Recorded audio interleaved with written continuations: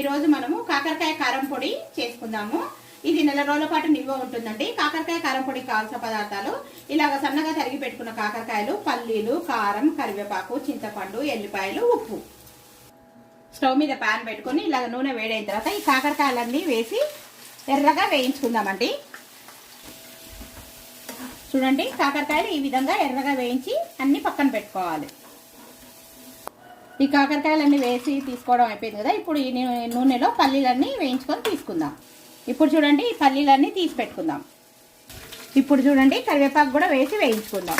వేసుకున్న కాకరకాయలు, పల్లీలు, కారం, ఉప్పు, చింతపండు, వెల్లుల్లిపాయలు ఇవన్నీ వేసి పొడి చేసుకొచ్చుకోవాలి. ఇక్కడ చూడండి, కాకరకాయ కారపొడి రెడీ అయింది. దీంట్లోకి పల్లీలు, కరివేపాకు